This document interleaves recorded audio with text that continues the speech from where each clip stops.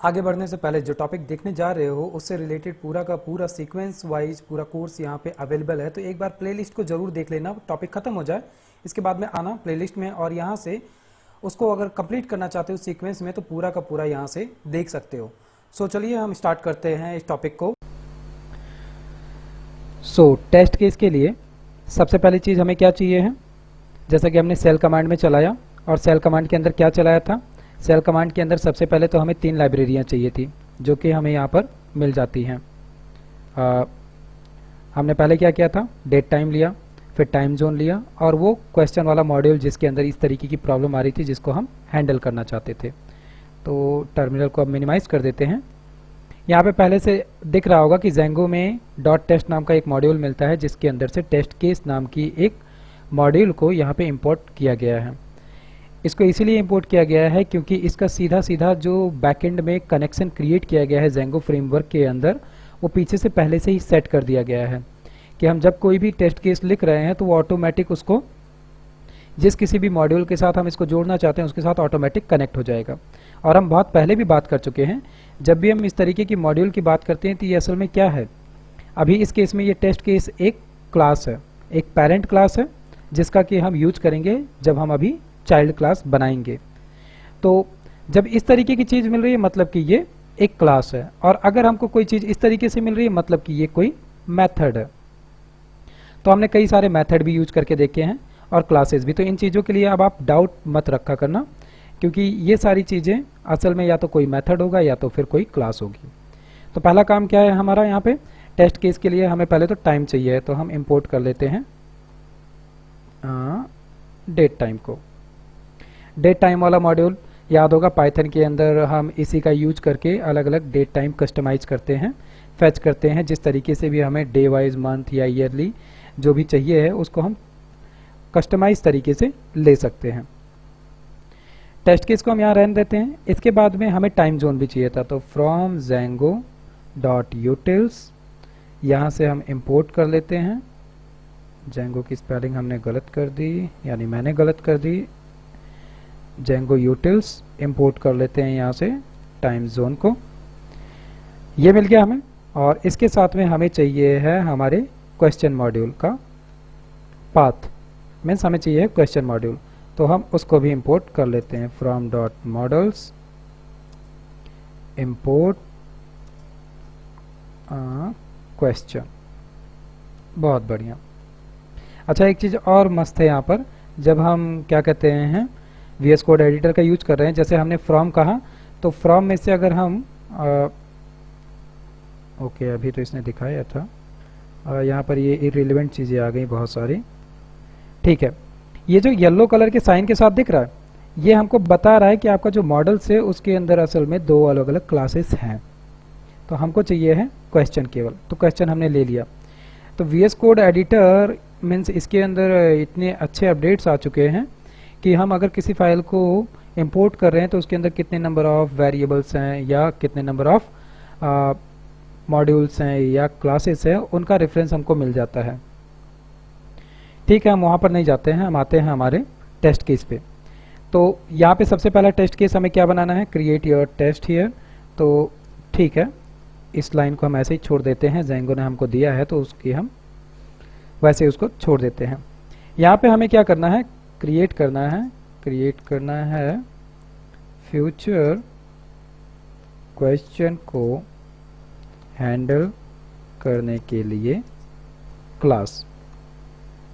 ठीक है, तो हम क्लास का नाम देते हैं क्वेश्चन मॉडल टेस्ट। अब एक चीज़ यहाँ पे ध्यान रखना कि ये जो एक सिस्टमेटिक वे में मैं लिख रहा हूँ इसको, और यहाँ पे हम अपने पेरेंट क्लास को कॉल कर लेते हैं टेस्ट केस को, जो कि हम ऊपर इंपोर्ट किए हुए हैं। और ये हमारी क्लास की बॉडी स्टार्ट हुई। यहाँ पर जो ये हमने लिखा टेस्ट मॉडल टेस्ट, ये जो पैटर्न है ये आप इसी तरीके से लिखना। ये पहली चीज़ क्या हो गई, ये पहला चीज़ तो हो गया हमारे मॉडल का नाम, ठीक है, जो भी हम इंपोर्ट करके ला रहे हैं। ये हो सकता है कि हम अभी अपने मॉडल के लिए चेक कर रहे हैं, आगे चल के हो सकता है हम व्यू के लिए चेक करें। तो ये जो पहला है ये मॉडल का नाम होना चाहिए। इसके बाद में दूसरा क्या हमने लिखा, मॉडल, कि ये जो क्वेश्चन है ये असल में हमने मॉडल में से लिया है। और उसके आगे हमने क्या लिख दिया, टेस्ट कीवर्ड, मतलब कि क्वेश्चन नाम का जो मॉडल है उसका हम टेस्ट केस बना रहे हैं और इसके लिए हमने यूज किया टेस्ट केस पेरेंट क्लास का। ठीक है, अब फाइनली हमें क्या करना है, इसके अंदर हमें मेथड बनाना है। मेथड क्या बनाना है, जैसे कि हम अगर हमारे मॉडल्स पे चलते हैं तो मॉडल्स में हमने एक छोटा सा मेथड बनाया था वॉज पब्लिश्ड रिसेंटली करके, लेकिन हम यहाँ पर जो बना रहे हैं वो बनाएंगे कि अगर इन केस यूज तो हमें इसी का करना है, अभी जब हम रन करेंगे वॉज पब्लिश्ड रिसेंटली का ही यूज करना है, लेकिन इन केस अगर कोई फ्यूचरिस्टिक क्वेश्चन सर्च करना चाहता है तो वहाँ पे हमको रिस्पॉन्स जो मिले वो मिले फ्यूचर क्वेश्चन का। तो हम इसको नई लाइन में ले लेते हैं, या फालतू में इतनी लाइनें ना दें, हम यहीं पे लिख देते हैं एक पहले सिंगल लाइन का कमेंट कि यहाँ पर एक मेथड बनाते हैं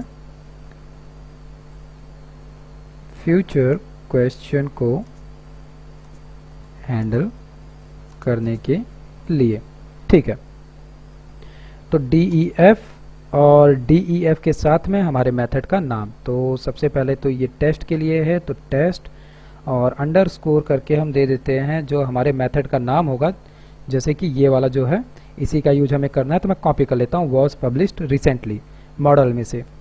फिर आते हैं यहाँ पर और test underscore was published recently, और इसके साथ में क्या हो जाएगा, विथ अंडरस्कोर फ्यूचर क्वेश्चन। बिल्कुल इसके देख के दिमाग में क्वेश्चन आ रहा होगा कि इतना भारी भरकम और इतना लंबा नाम लेने की ज़रूरत क्या है। तो सबसे पहला जो हमने कीवर्ड लिया वो था टेस्ट, इसके बाद में जो हमने नाम लिया वो था हमारा जो मॉडल के अंदर टेस्ट वॉज पब्लिश्ड है वो हमने ले लिया, और उसके साथ में हमने और एड ऑन क्या किया कि ये जो वॉज पब्लिश रिसेंटली हम चेक कर रहे हैं वो विथ फ्यूचर क्वेश्चन चेक कर रहे हैं, इसीलिए ये हमारा नाम लंबा हो गया। और इससे कतई कोई दिक्कत नहीं है कि हमारा नाम अगर लंबा हो जा रहा है, मेन चीज ये है कि मेथड को पढ़ने के बाद में उसका काम हमको समझ में आना चाहिए। तो ये प्रीफिक्स की अगर बात करें, जैसे यहाँ पे टेस्ट केस को हमने लिया है, तो अभी जस्ट मैंने इसको क्लेरिफाई किया क्वेश्चन को कि हम ऐसा क्यों लिख रहे हैं, वैसा ही सेम काम यहाँ पर भी हो रहा है, इसीलिए हम इसमें पहले टेस्ट और बाद में ये लिख रहे हैं और बीच में जो हमारा एक्चुअल मॉडल के मेथड का नाम था वो हमने लिखा है। तो इसमें कंफ्यूज होने की ज़रूरत नहीं है, अगर कंफ्यूजन आ भी रहा है तो आप इसको जब यूज करोगे 2-3 बार तो आसानी से इसको ये समझ में आ जाएगा। पहली बार में टेस्ट केस बनाने में थोड़ा सा प्रॉब्लम या कंफ्यूजन हो सकती है, क्योंकि ये थोड़ा सा कॉम्प्लिकेटेड हो जाता है। जो हम काम अभी नॉर्मल हमारे व्यू में कर रहे हैं कि ठीक है हमारी मर्जी है तो हमने क्लास बनाई, जैसा मन कर रहा है वैसा हमने उसके अंदर मेथड्स बना लिए, लेकिन यहाँ पर कुछ चीज़ें सेटअप है पहले से कि हमको इसी पैटर्न को फॉलो करते हुए बनाना है, तो वही थोड़ा सा स्टार्टिंग में प्रॉब्लम करता है। लेकिन इसको जब धीरे धीरे बनाओगे 2-3 बार, 2-4-10 केसेस बनाओगे तो ऑटोमेटिक इससे यूज़र फ्रेंडली हो जाओगे। तो इसके अंदर हमें क्या करना है कि हमें फ्यूचरिस्टिक क्वेश्चन के लिए ये काम करना है। तो ठीक है, अब हम सबसे पहले क्या ले लें, एक टाइम ले लेते हैं, टाइम वेरिएबल से निकाल लेते हैं कि जो अभी करंट का टाइम है उसके अंदर अगर 30 दिन एक्स्ट्रा जुड़ा हुआ हो तो उसको हम कहेंगे फ्यूचरिस्टिक क्वेश्चन। तो टाइम जोन में से हम निकाल लेते हैं टाइम जोन डॉट नाउ, अभी के दिन से लेकर, और इसमें हम कॉन्केटेनेट करते हैं प्लस करते हैं टाइम जोन डॉट नाउ, और इसके अंदर हम क्या यूज करते हैं, डेट टाइम में से टाइम डेल्टा का। तो date time dot time delta, और टाइम डेल्टा के अंदर आर्ग्यूमेंट हमें देना है डेज, और डेज हम कर देते हैं 30। मतलब कि आज के दिन से लेकर, अभी के समय से लेकर 30 दिन अगर किसी भी क्वेश्चन का आगे का है तो उसको हम कहेंगे फ्यूचरिस्टिक क्वेश्चन। और अब हमको क्या चाहिए है, हम पब्लिकेशन डेट जो है वो भी निकाल लेते हैं क्वेश्चन का, क्योंकि हमको क्वेश्चन भी चाहिए होगा जिसको कि हम जिसके साथ ये टाइम कंपेयर करेंगे। तो यहाँ पे हम थोड़ा थोड़ा कमेंट लिख देते हैं कि हमने ये जो सिंगल लाइन का कमेंट है इसका यूज आप भी बहुत अच्छे से किया करो, जितना ज़्यादा कर सको, क्योंकि जैसे ये टेस्ट केस हम अभी बना रहे हैं जब आपको ये कोड गिटहब से मिलेगा तो वहाँ से जाकर इसको जब पढ़ोगे देखोगे तो ये एक सिंगल लाइन का कमेंट जो है आपको वो कोड समझने में बहुत मदद करेगा। वैसे ही जब आप अपना कोड बना रहे हो तो हर एक स्टेप पे जो भी एक छोटा सा बेस्ट केस लग रहा है कि मैं इसको अगर 10 दिन 20 दिन 50 दिन बाद भी देखूं तो समझ में आ जाए, वैसा वाला लाइन लिख दो। तो टाइम अभी से 30 डेज आगे को स्टोर किया है ताकि इसका यूज़ करके फ्यूचर क्वेश्चन को जान सके। ठीक है, पहली चीज़ ये हो गई। दूसरा चीज़ हमें क्या चाहिए है, एक लाइन के स्पेस से देते हैं। दूसरा चीज़ हमें चाहिए है कि हमें हमारे क्वेश्चन मॉडल में से क्वेश्चन चाहिए है और उस क्वेश्चन का डेट चाहिए। तो हमने एक बना लिया फ्यूचर क्वेश्चन नाम से वेरिएबल, और इसके अंदर हमने हमारे क्वेश्चन मॉडल में से क्या ले लिया, पब्लिकेशन डेट। तो हमको पता है क्वेश्चन में एक क्वेश्चन वाले टेबल में एक फील्ड है पब डेट नाम से, और पब डेट इक्वल टू हमने क्या किया, टाइम।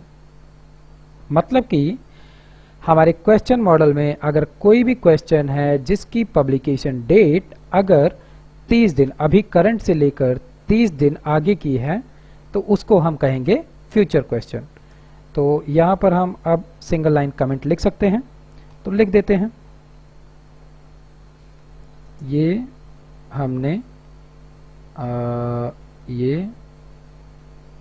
हमने फ्यूचर क्वेश्चन टेबल में से गेट करने के लिए किया है। बस इतना काफ़ी, इतने से समझ में आ रहा है कि ये हमने क्या किया, क्यों किया। फाइनली हमें करना क्या है, फाइनली ये पूरा का पूरा जो कार्यक्रम था इसको उठा के हमें सेल्फ में पास कर देना है। अब यहाँ से सबसे मस्त पार्ट जो है, यहाँ से हम डायरेक्ट कुछ नहीं बताने वाले हैं कि ठीक है ये जो हमने टेस्ट केस बनाया है इसको आप मॉडल्स में जो क्वेश्चन वाला एक मेथड है वॉज पब्लिश रिसेंटली उसके साथ में ज्वाइंट करना है, कतई नहीं ऐसे हम करने वाले हैं। हम यहाँ पर एक हमको मिलता है self dot assert is, ठीक है, इसी का यूज करेंगे और ये यहाँ से डायरेक्टली कनेक्ट कर देगा उसके साथ में। और हम यहाँ पर इसको बता देंगे कि आपको वॉज रिसेंटली में इस केस में ट्रू नहीं देना है, फॉल्स देना है। तो पहले हम कोड लिखते हैं कि मेथड के अंदर है हमेशा हमको सेल्फ मिलता है, और अगर सेल्फ मिल रहा है मतलब कि आपको ये पता होना चाहिए, जैसे मैं इस कीवर्ड को जो लिखने वाला हूं एसर्ट इज, ठीक है। अब ये जो कीवर्ड है ये हमने तो लिखा नहीं है, ये कीवर्ड हमने लिखा नहीं है, और ये पूरा का पूरा क्या है, एक मेथड है। मतलब कि ये मेथड हमने बनाया नहीं है लेकिन ये सेल्फ के थ्रू हम कॉल कर रहे हैं। तो आप इतना समझ जाओ, ये अगर हम सेल्फ के थ्रू कॉल कर रहे हैं दैट मीन्स कि ये हम यूज कर रहे हैं हमारे टेस्ट केस में से, मतलब कि ये हमारे पेरेंट क्लास में से इसका हम यूज कर रहे हैं। और एक अच्छी चीज़, ये जो टेस्ट केस है देखो, जैसे कि हम VS कोड में यहाँ पर गए, सजेशन में आपको जो टेस्ट केस है ये क्या है, इसकी क्या फैसिलिटी है, क्या फंक्शनलिटी है, क्या वर्क बिहेवियर है, वो पूरा आप यहाँ से पढ़ सकते हो। छोटा सा डिफिनेशन दिया गया है, अपनी क्यूरियोसिटी के लिए पढ़ सकते हो। फिर भी नहीं समझ में आता तो आप मुझसे क्वेश्चन कर सकते हो। तो हम बात कर रहे हैं एसर्ट इज। तो फाइनली हमें करना क्या है, ये एक मेथड है, मेथड है मतलब कि इसके अंदर नंबर ऑफ आर्ग्यूमेंट्स पहले से डिफाइन है कि हमको कितने नंबर ऑफ आर्ग्यूमेंट देने हैं। तो यहाँ पे हमें 2 नंबर ऑफ आर्ग्यूमेंट देना है। पहला तो पहला आर्ग्यूमेंट कि ये हम कहाँ पर ले जाना चाहते हैं, मतलब कि मॉडल्स का जो क्वेश्चन है उस क्वेश्चन के अंदर जो वॉज पब्लिश रिसेंटली था वहाँ तक पहुँचाना है हमको।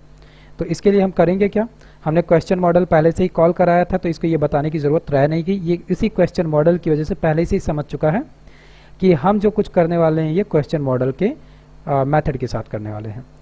तो यहाँ पे भी हमें क्या करना है, हमने एक फ्यूचर अंडरस्कोर क्वेश्चन नाम का वेरिएबल बनाया था डॉट।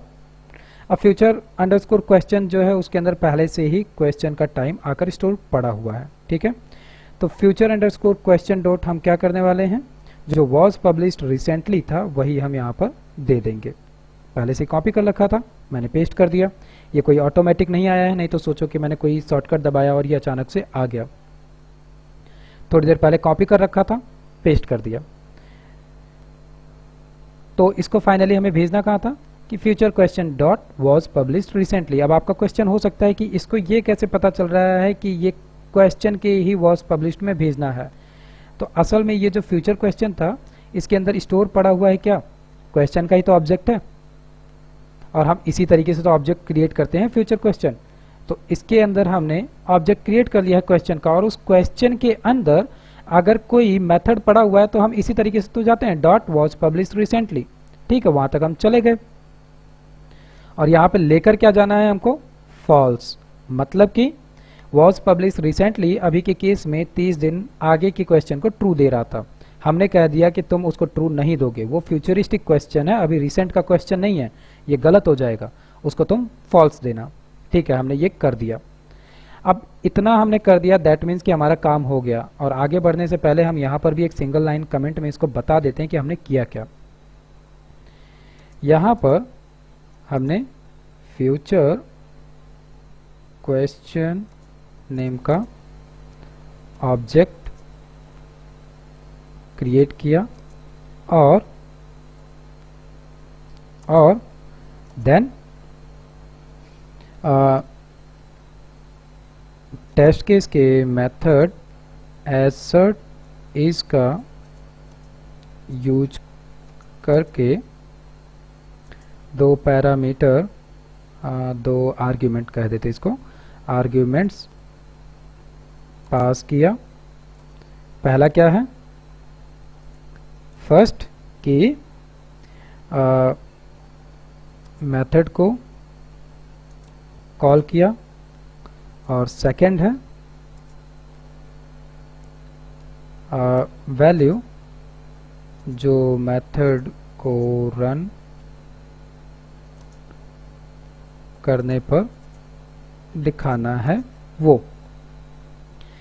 मज़ेदार चीज़ क्या है इस क्या कहते हैं assert is की, कि इसी के अंदर हम डायरेक्ट एक मेथड को भी कॉल कर रहे हैं और वो मेथड जो कुछ भी रिस्पांस में लेकर आया उसको हम फॉल्स में कन्वर्ट कर दे रहे हैं। मतलब कि बाय डिफ़ॉल्ट हमको पता है, हमने सेल का कमांड चलाया था, जब हम इसको चला रहे थे तो ये ट्रू दे रहा था, फ्यूचर क्वेश्चन के लिए भी ट्रू दे रहा था, तो हमने कह दिया कि तुम ट्रू नहीं दोगे, उसको आपसे फॉल्स दोगे।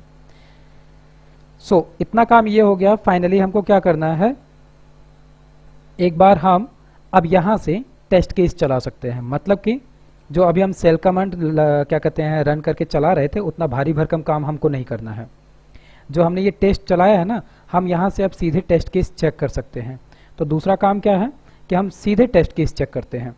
तो हमने फिर से अपना टर्मिनल ओपन किया और हम टर्मिनल को बड़ा कर देते हैं ताकि ये अच्छे से समझ में आए और दिखे। तो ये सेल कमांड जो था ये तो ऐसे ही चल रहा था।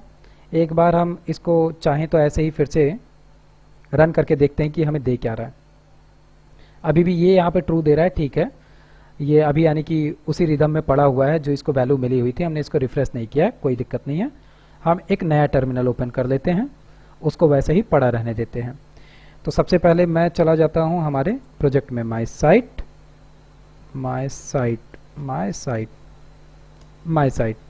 ठीक है। जैसे हम क्या कहते हैं माइग्रेट करने के लिए कमांड चला रहे थे, या हम अपने जेंगो प्रोजेक्ट को रन करने के लिए क्या करते हैं, आप पाइथन manage.py रन सर्वर लिख सकते हो या पाई भी कर सकते हो, पाइथन का शॉर्ट फॉर्म पाई। वैसे ही हम क्या कर सकते हैं, टेस्ट केस के लिए हमको करना है पाई manage.py, और इसके साथ में हमने लिखा टेस्ट, और उसके साथ में हमने लिख दिया कि हमें टेस्ट करना है हमारे पोल्स एप्लीकेशन को, एंटर। अगर हमने लिखने में गलती नहीं की है तो ये हमको टेस्ट केस दिखाएगा, अगर हमने गलती की है तो फिर हमको वो सुधारना पड़ेगा। तो ये क्या कर रहा है, creating test database for alias default. जब हम टेस्ट केस की बात करते हैं तो ये बाकायदे उसके लिए एक क्या कहते हैं डेटाबेस में एक टेस्ट डेटाबेस क्रिएट कर लेता है, जहां पर कि ये उसको स्टोर करके रखता है कि आपने जो टेस्ट केस किया था उसका ये रिजल्ट आया था। तो अभी ये क्रिएट कर रहा है, सिस्टम थोड़ा स्लो है, इसके लिए ये थोड़ा समय ले रहा है, आपका भी सिस्टम टाइम ले सकता है। ये अप्रॉक्सली 10-12-15 सेकेंड भी जा सकता है, जैसे समय पे तो दिख ही जाएगी। लेकिन जो मस्त पार्ट है इसका वो क्या है कि हम सीधे इसी तरीके से टेस्ट केस करेंगे। हमको पता है कि हम हमारे जेंगो फ्रेमवर्क के अंदर मल्टीपल एप्लीकेशंस बना सकते हैं। तो मल्टीपल एप्लीकेशंस बना के उनके मल्टीपल टेस्ट केसेस भी हम लिख सकते हैं। तो जिस किसी भी एप्लीकेशन का हमने टेस्ट केस बनाया है उसको इसी तरीके से हम चेक कर लेंगे। तो फाइनली हमको रिजल्ट तो मिल गया, लेकिन रिजल्ट मिलने के साथ में हमको जो ये मिला है पूरा, इसको हमें समझना भी पड़ेगा कि असल में मिला क्या। तो थोड़ा सा हम स्क्रॉल करके ऊपर चलते हैं और ऊपर से नीचे आएंगे। सबसे पहले क्या मिला हमें, system check identifier no issue, zero silence, बधाई हो, मतलब कि हमें किसी भी तरीके की कोई इशू नहीं मिली है। ठीक है, इसके बाद में हमको क्या मिला कि फेल, मतलब कि ये जो चीज़ चली है ये फेल हो गया। इसके बाद में इसने क्या दिया, मोस्ट रिसेंट कॉल टेस्ट, और हम जब यानी कि ये चीज़ चली तो एक असर्शन एरर जनरेट हुआ जिसमें क्या लिखा, ट्रू इज़ नॉट फॉल्स, मतलब कि ये कह रहा है कि ट्रू जो है वो फॉल्स नहीं है, आप उसको जबरदस्ती फॉल्स करने की कोशिश कर रहे हो। ठीक है, इसके बाद में इसने क्या दिया कि हमने एक टेस्ट केस चलाया जिसको चलने में 0.225 सेकेंड लग गए, बिल्कुल लगा, बहुत ज़्यादा समय लिया इसने। तो ये हुआ। इसके बाद में अगर हम नीचे देखें तो इसने क्या दिया, फेल्ड, फेलियर्स 1 और destroying test database for alias. ठीक है, तो ये जो पूरा का पूरा कार्यक्रम यहाँ पर हुआ, अभी इससे बस हमारा टेस्ट केस चल गया और चलने के बाद में हमको ये रिजल्ट मिला कि ऐसा ऐसा काम यहाँ पर हो चुका है। तो इसके बाद में अब नेक्स्ट काम हमारा क्या है, पहले तो हमको इसको समझना है कि ये पूरा का पूरा काम हुआ क्या है, और इसके बाद में फिर हम आगे बढ़ेंगे और फिर हम टेस्ट केस में जो हमें ट्रू की जगह फॉल्स मिलना चाहिए उसको भी देखेंगे। तो इसके बाद में सबसे पहले हमारा काम है कि सबसे पहले तो जो हमने ये टेस्ट केस अभी क्रिएट किया है इस टेस्ट केस को समझें, और इस टेस्ट केस को समझने से पहले जो हमने अभी ये क्रिएट किया तो मैसेज मिला कि हमने एक टेस्ट केस क्रिएट किया है। ठीक है, तो टेस्ट केस में एक फाइल भी क्रिएट हुई, इसने ऐसा भी बताया। तो असल में इसकी फाइल क्रिएट कहाँ हुई, ठीक है, कहाँ गई, ये चीज़ भी हमको देखना है। तो नेक्स्ट काम हमारा सबसे पहले क्या है कि हम पहले इसको समझें फिर इसके बाद में आगे बढ़ें।